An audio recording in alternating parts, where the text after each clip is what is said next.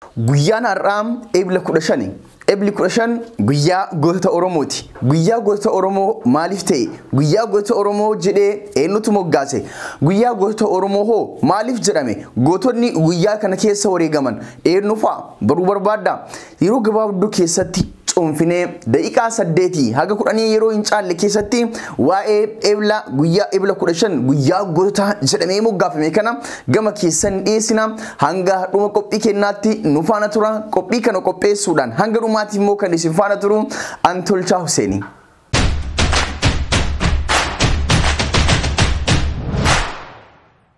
Egaan daawwattootaa fi hordoftoota keenyaa kabajamoo Ebla 15 gaafa jedhamu ilmi Oromoo hunduu guyyaa gootota Oromoo ta'uu isaa sirriitti beeka.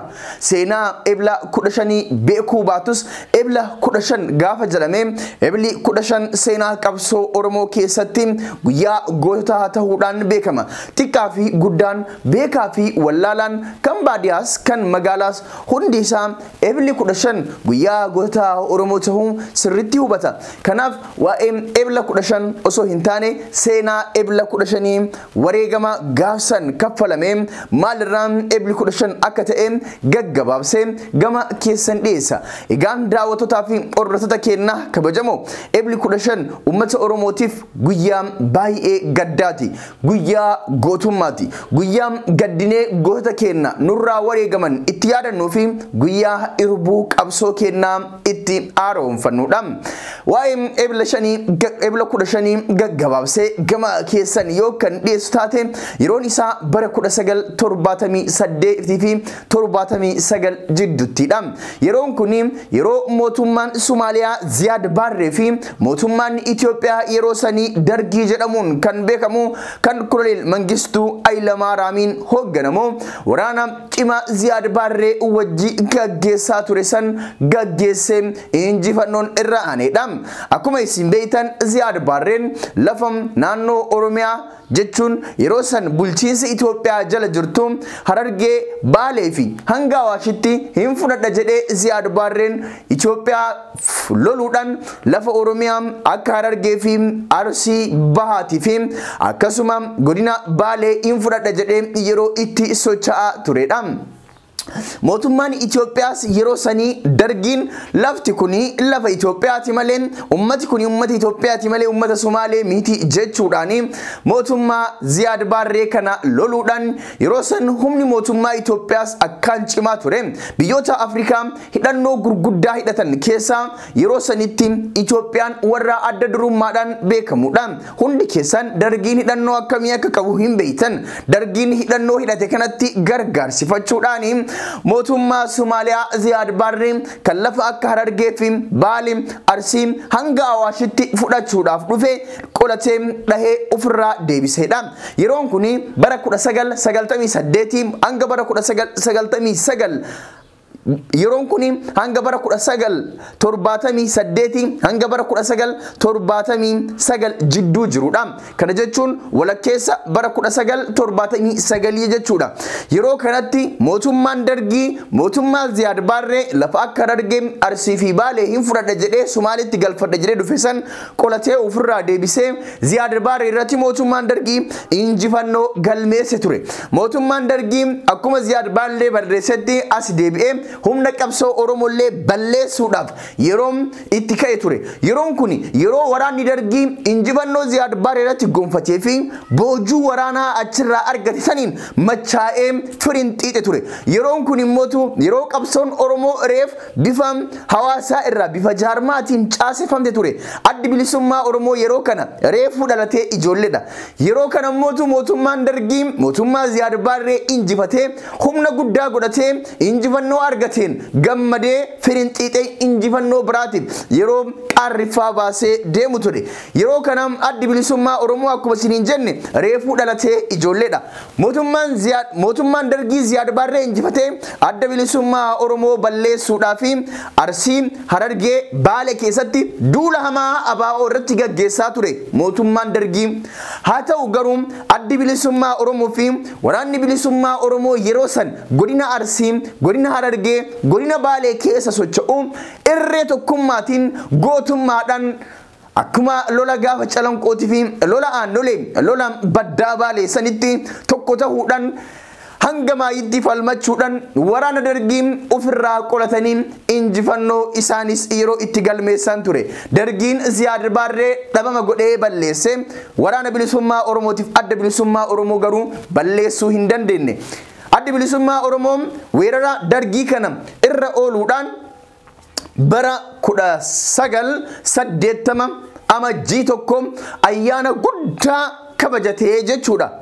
Ergam amajjii tokko bara 1980 ayyaana guddaa kabajatee booda addi bilisummaa Oromoo qabsoon jaarmeechaa biyya keessaatiif biyya alaatti hidhata cimaa qabaachuu waan qabduuf hoggantoota biyya alaa jiran wajjin hoggansi biyya keessaa mari'achuudhaaf egaan daawwattootaa fi hordoftoota keenyaa kabajamoo hoggantoonni adda bilisummaa Oromoo biyya keessaa kuni gara Somaaliyaatti imaluudhaaf murteessan. Hubadhaa amajjii tokko bara 1980 biyya keessatti ayyaana injifannoo amajjii tokko kabajatanii jechuudha. Sanbooda mootu hoggansi adda bilisummaa Oromoo biyya keessa hoggansa adda bilisummaa Oromoo biyya alaa jiru wajjin wal qunnamee uf duree jaarmeechaa irratti waa'ee qabsoo sabaa irratti akkasuma waajjirri adda bilisummaa Oromoo Somaaliyaa Maqdishootti akka banamu irratti waliif galanii jechuudha. Hoggantoonni kunniin erga waan kana irratti waliif galanii hoggansi jilli nama 10 of keessaa qabu gara Somaaliyaatti imaluudhaaf murteessee jechuudha. Hoggantoonni kunniin eenyu waan jedhus qabxima kana keessatti walumaan kan ilaallu ta'a. Kun kan daawwataa jirtan AGM irraa kan isinii darbu sagantaa Ebla 15tiin hanga dhuma qophii kennaatti amma sunu faana turaan affeerraa kenna.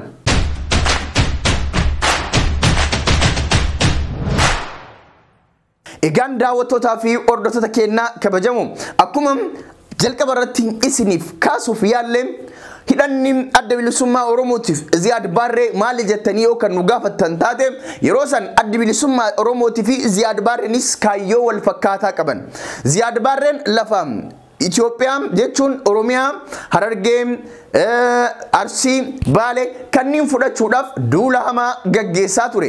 Dargiin immoo lafti tuni lafa bulchiinsa Itoophiyaa jala jirtu waan taateef Ziyaad Barree loluudhaaf dirqame. Ziyaad Barree fi dargiin wal lolanii dargiin Ziyaad Barree mootummaa Somaaliyaa injifate. Dargiin mootummaa Somaaliyaa injifatee adda bilisummaa Oromoo uummata Oromoo bilisoomsuudhaaf kan deemu kanas loluu jalqabe. Kanaaf adda bilisummaa Oromootii fi Somaaliyaan jechuun Ziyaad Barreen diina wal fakkaataa qaban. Diinni isaanii maa inni dargiidha.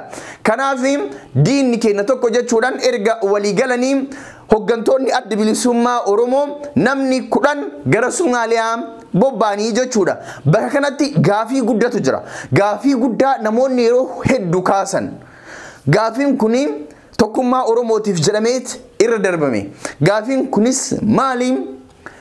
Hoggantoota adda bilisummaa Oromoo biyya keessa gara Somaaliyaa deeman kurnan keessa dura ta'aa fi itti aanan dura ta'aa jila kana keessa jiran. Haala rakkisaa san keessatti yeroo rakkisaa san keessatti jilli suni maaliif dura ta'aa fi itti aana bakka tokko erge? Yoo dura ta'an gara Somaaliyaa ka deemu taate itti aanan maaliif biyya keessatti hafee qabsoo gaggeessuu dhabe? Kanaan wal qabatee ammallee dhumaatii isaanii san eenyutu hime? Waa'ee dhumaatii isaanii sanillee hoggantoonnummaan adda bilisummaa Oromoo yaada lama kaasan. Inni kuni tarii hoggantoonni adda bilisummaa Oromoo kun shiruma qabsoo Oromootiin namnummaan Oromoo shira san shiree wayi isaan ficcisiisa gaafii jedhu namatti kaasa. Namooti hedduun gaafii kana kaasan. Gaafii kana keessa deemuun hin barbaachisu. Tokkummaa Oromootiif yoo jedhamu akkuma arma dura hayyoonni jedhan san tokkummaa Oromootiif jedhamee dhimma kana qoqqotuun waan hin barbaachisneef nutis akkuma hayyoonni osoo hin qotiin bira darban sanitti akkasumatti bira dabarraa amma hoggantoonni kunniin akkamitti dhumanii akkamitti guyyaan kun labsame waan jedhamutti isin dabarsa. Amajjii tokko bara 1980 erga ayyaana injifannoo kabajatanii booda Sambodam Ebla keessa hoggantoonni adda bilisummaa Oromoo gara Somaalee deeman. Akkuma isiniin jedhe durataa fi itti aanaan durataa jila kana keessatti argamu kun dogongora guddaa yeroo san turee fi hogganaa fi itti aanaan bakka tokkotti akka wareegaman waan hulaa saaqee fakkaata. Jarri kunniin eenyunni tokkoffaan Jaalbariisoo Waabee Magarsaa Barii jenneetiniin kan waamnu sanii jechuudha. Jaalbariisoo Waabee yookaan Magarsaa Barii durataa adda bilisummaa Oromoo yeroo sanii ture jechuudha. Lammaffaan immootu Jaalgadaa Gammadaa yookaan Damisee Tacaanee nama jedhamudha. Innis itti aanaa Jaal Magarsaa Barii ture. Kana jechuun adda bilisummaa Oromoo keessatti itti aanaa hayyu duree yeroo sanii ture jechuudha. Lammaffaadha kuni. Inni sadaffaa Jaal Abbaa Xiiqii yookaan Abboomsaa Mitikuu kan jennuun sanii jechuudha. Afuraffaa irratti Jaal Doorii Barii yookaan Yiggazuu Bantii kan jennuun sanii jechuudha. Inni shanaffaa immootu Falmataa yookaan Umar Caccabsaa nama jedhamudha jechuudha. Jaaffaan Jaal Faafamaa Dooyyoo nama jedhamudha jechuudha. Torbaffaan immootu Jaal Irra Aanaa Qacalee nama jedhamudha jechuudha. Yookaan immootu Obbo Dhiinsaa jedhaniin. Saglaffaan Jaal Daddachaa Mul'ataa nama jedhamudha. Kurnaffaan immootu Marii Galaan. Namooti kurnan kunniin wal qabatanii Itoophiyaa irraa gara Somaaliyaa Maqdishootti osoo imalaa jiranii imaluma gubbaa osoo jiranii osuma deemanii naannoo Somaaliyaa keessa yeroo seenan akkuma jalqaba isiniif kaasuudhaaf yaaletti waraanni dargii waraana Ziyaad Barree waan injifateef waraanni Ziyaad Barree yeroo sanii faffaca'eetiin ture. Waraanni tokko uumama isaatitti yoo injifatamu hin faffaca'a. Mee amma akkuma waraana naannoo Tigraay kana laaltan waraanni TPLF guddaan suni gaafa raayyaa ittisa biyyaatiin injifatamee jedhee hin faffaca'ee jechuudha. Waraanni Ziyaad Barrees yeroo san akkasitti faffaca'ee gammoojjii Somaaliyaa kana keessa ture. Hoggantoonni adda bilisummaa Oromoo namni kurnan kunni yoo itti achi Somaaliyaa keessa seenanii shiftoonni waraana Ziyaad Barree irraa faffaca'anii gammoojjii keessa bakkoota garagaraatti saamicha garagaraa raawwatan hoggantoota adda bilisummaa Oromoo kurnan kana qabanii jechuudha. Akkuma hundi keenya beeknu Somaaliyaan hundi isaanii amantaa Islaamaa hordofan. Qabsoon isaanis hidhata amantaa wajji qaban. Hundi isaaniitu amantaa Islaamaa waan ta'aniif yeroo kana shiftoonni kunniin hoggantoota adda bilisummaa Oromoo kurnan kana ajjeesuu barbaadan. Ajjeesuudhaaf garuu warra Muslimaa ajjeesuu hin barbaanne. Maaliif warra Muslimaa ajjeesuu waan hin barbaadiniif amantaa Muslimaa waan qabaniif. Egaa hoggantoota adda bilisummaa Oromoo kana shiftoonni kunniin waan tokko jedhaniin waan baay'ee garaa nama nyaatuu fi waan baay'ee nama dhukkubsu. Isin fixuu henna garuu isin fixuu kennan duratti warri amantaa Islaamaa qabdan gara tokko baha. Warri amantaa Kiristaanaa qabdan gara tokko baha. Islaama hin ajjeefnu warra Kiristaanaa mootu hin finnaa jedhan. Waan baay'ee nama gammachiisuu fi tokkummaa Oromoo itichuu keessatti qooda guddaa ol qabu jecha hoggantoota amantaa Islaamaa qabanidha. Hoggantoonni amantaa Islaamaa jila kana keessa jiran gaafsan maal jedhan waan onnee nama qabbaneessuu fi waan onnee nama cabsu dubbatanii jechuudha. Wanti onnee nama qabbaneessuu fi onnee nama cabsu kuni maali? Wanti tokkummaa Oromoo itichi kun maali? Lubbuu tana wanti caalee hin jiru.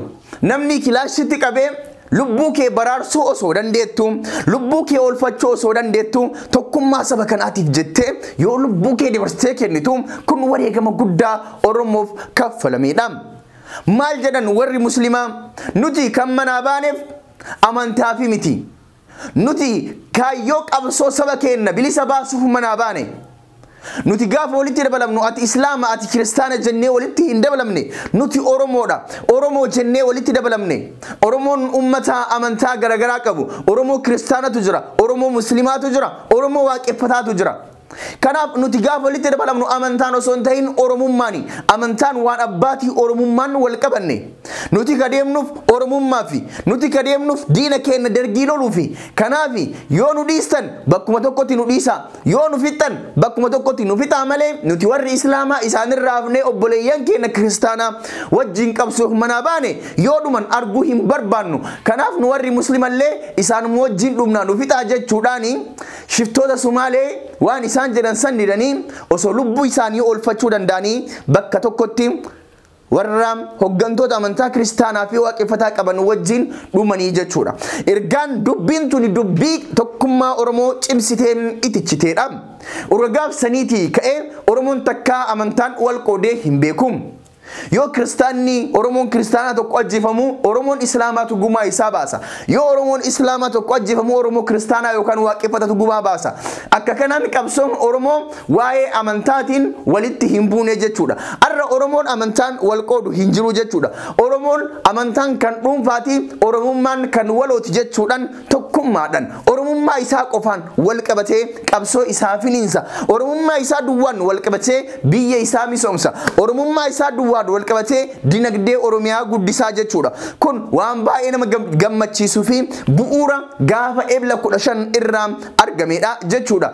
Egaan bakki jarri kun itti wareegaman bakka Shinniga jedhamtu kan naannoo Somaaliyaa keessatti argamtutti. Hoggantoonni kunniin gaafa san achitti bifa kanaan lubbuu isaanii bakka tokkotti dhaban. Addi bilisummaa Oromoo san booda Guyyaan kuni guyyaa gootota Oromoo ta'uu qaba jechuudhaan labsee jechuudha. Isaan qofa osoo hin ta'in gootowwan Oromoo qabsoo Oromoo keessatti itti wareegaman hundi guyyaa itti yaadaman ta'uudhaan addi bilisummaa Oromoo murteesse. Ebli 15 guyyoota kaaniin irraa Oromoodhaaf guyyaa kana adda ta'a. Addi bilisummaa Oromoo hoggantoonni namni 10 amma isinii tuqe kuni bakka takkatti erga wareegamee booda addi bilisummaa Oromoo hin laaffate, jaarmeechi hin dadhabe, hogganaan hayyu dureen itti kunniin hundi bakka tokkotti yeroo irraa wareegamu jaarmeechi sadarkaa faca'uu irra gahe. Haa ta'u garuu hoggantoonni jaarmeechaa hafan miseensonni gameeyyiin koreen gidduu galeessaa jechuun gumii shaneem gumii sabaam hundi isaanii cichanii jaarmeechi akka hin facaanetti itti fufsiisuu danda'uudhaan addi bilisummaa Oromoo san booda injifannoo garagaraa galmeessuudhaanii qabsoo Oromoos itichee asiin ga'uu danda'eetii jira jechuudha. Ebla 15 gaafa kabajnu gootota keenya yaadanna. Ebla 15 gaafa kabajnu gootota keenya jannataan akka Rabbi isaan qananiisu du'aayii goonaaf. Ebli 15 gaafa yaadannu kaayyoo isaan irratti wareegaman san galmaan ga'uudhaaf kutannee kana. Ebla 15 gaafa yaadannu tokkummaa Oromoo cimsuudhaaf harka wal qabanna. Ebli 15 gaafa yaadannu Oromoon amantaan akka wal hin qoonne barumsa guddaa irraa barannee dhalootaaf immoo dabarsina. Kanaaf Ebli 15 guyyaa qabsoo keenya galma dhumaatiin ga'uudhaaf abjuu keenya ittiin haaromfannuudha. Egaan daawwattootaa fi hordoftoota keenya kabajamoo gabaabinatti Ebla 15 yookaan isiniif ibsu taate kana fakkaata. Seenaan Eblichaa baay'ee bal'aadha. Garuu isinitti hin dheeressu jedhee gaggabaabsee ijoo qofa gama keessan dhiheesse. Egaan daawwattootaa fi hordoftoota keenya qophiin keenya guyyaa irraas kanumaan raawwata. Qophii kana qopheessuudhaan hanga dhumaatti kan isin faana ture Antolchaa Hussein. Sagantaan kun immoo kan irraa isiniif darbe Aannolee Global Miidiyaadha. Daawwattootaa fi hordoftoota keenya warri YouTube channel keenya subscribing godhin tamsaasni keenya idilee guyyaa guyyaan AJM irraa isiniif darbu bifa salphaa ta'een akka isin bira ga'uuf YouTube channel keenya subscribe godhadha. Warroonni karaa fuula Facebook keenyaatiin nu daawwatan immoo page Aannolee Global Media jedhu like follow godhachuu hin dagatina. Sagantaan keenya kanaan raawwataa sagantaa birootiin deebinee hanga wal agarruutti tika Rabbii keessanuuf jiraadha.